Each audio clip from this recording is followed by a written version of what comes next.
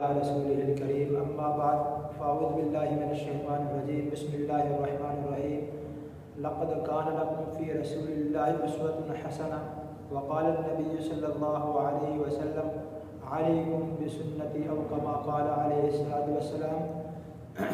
میرے انتہائی واجب الاحترام بھائی دوست بزرگوں، آج کے درس کے اندر ہم نے ایک حدیث کی فضیلت کو جاننا ہے، ایک سنت کی فضیلت کو، ایک دعا کی فضیلت کو جاننا ہے۔ دعا تو ویسے پڑھنے میں سننے میں بڑی عام سی ہے، بڑی آسان ہے، اکثر مسلمانوں کو دعا آتی بھی ہے، لیکن اس کی فضیلت کسی کسی کو معلوم ہے۔ جب تک کہ کسی کام کی فضیلت سامنے نہ آ جائے اس پر کام کرنا آسان نہیں ہوتا۔ جب فضیلت سامنے آ جاتی ہے تو پھر مشکل سے مشکل کام کو کرنا بھی آسان ہو جاتا ہے۔ اس لیے آج ہم اس دعا کی فضیلت کو جانیں گے۔ دعا یہ ہے، بسم اللہ توکلت علی اللہ لا حول ولا قوت الا باللہ۔ گھر سے نکلنے کی دعا ہے، اکثر مسلمانوں کو آتی ہے، پڑھتے بھی ہیں، لیکن فضیلت کو نہیں جانتے۔ جب کوئی شخص یہ دعا پڑھتا ہے تو فرشتہ 4 اعلان کرتا ہے۔ نمبر 1، ہدیتا و بقیتا و کفیتا و تنحى عنہ الشیطان۔ فرشتہ کہتا ہے وہ پڑھنے والے، تجھے ہدایت دے دی گئی، تجھے بچا لیا گیا، تیری کفایت کر دی گئی، تجھ سے شیطان کو دور کر دیا گیا۔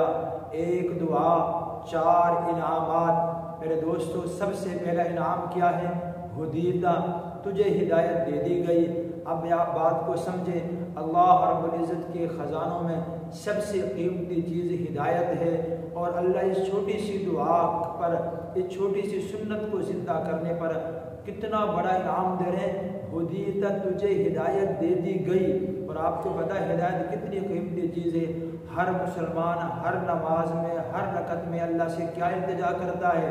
اہدنا الصراط المستقیم، اہدنا الصراط المستقیم۔ اللہ سے یہی دعا کرتا کہ اے اللہ سیدھے راستے پہ چلا، کہ اللہ مجھے ہدایت دے دے۔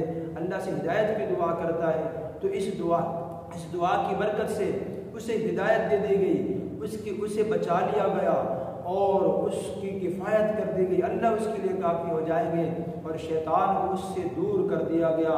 اکثر ہم سے جو گناہ ہوتے ہیں وہ شیطان ہی کی وجہ سے ہوتے ہیں، شیطان کے وسوسے سے ہوتے ہیں۔ اتنا بڑا انعام کہ شیطان کو اس سے دور کر دیا گیا۔ اب یہ جب راستے پہ چلے گا، بد نظری سے بھی حفاظت اللہ تعالیٰ کر دیں گے، اور بھی دوسرے نقصانات سے اللہ اس کی کفایت کریں گے، اللہ اس کی حفاظت کر دیں گے، اس کے گھر والوں کی اللہ تعالیٰ حفاظت کریں گے۔ جب یہ دعا بندہ پڑھتا ہے، ایک شیطان دوسرے شیطان سے کہتا ہے، وہ کہتا ہے کہ تو بھلا کیسے اس بندے پہ غلبہ پا سکتا ہے جس کو شیطان سے بچا لیا گیا، شیطان کو جس سے دور کر دیا گیا۔ شیطان یہ دعا سن کے بے بس ہو جاتے ہیں، مایوس ہو جاتے ہیں کہ اس بندے پر اب ہمارا بس نہیں چلے گا۔ اس لیے میرے دوستو، ہماری عافیت، ہماری حفاظت ہماری بہتری دعاؤں میں ہے، اور روزمرہ کی دعاؤں میں ہے، اور آپ صلی اللہ علیہ وسلم کی سنتوں میں ہے۔ اس لیے آپ نے فرمایا علیکم بسنتی، میری سنت کو لازم پکڑ لو۔ جس نے آپ صلی اللہ علیہ وسلم کی سنت کو لازم پکڑا، اس کو آپ صلی اللہ علیہ وسلم کا قرب بھی نصیب ہوگا، اور ویسے بھی اسے دنیا میں روح میں بہت سے فائدے حاصل ہوں گے۔ اس لیے ہمیں چاہیے کہ ہم سنت کو لازم پکڑیں، سنت کو زندہ کریں۔ جب سے امت وظائف کی طرف گئی، سنتوں کو ترک کر دیا ہے، سنتوں کو چھوڑ دیا گیا ہے۔ اس لیے میری گزارش ہے کہ ہم سب سنتوں کو زندہ کریں۔ وآخر دعوانا الحمدللہ رب العالمین۔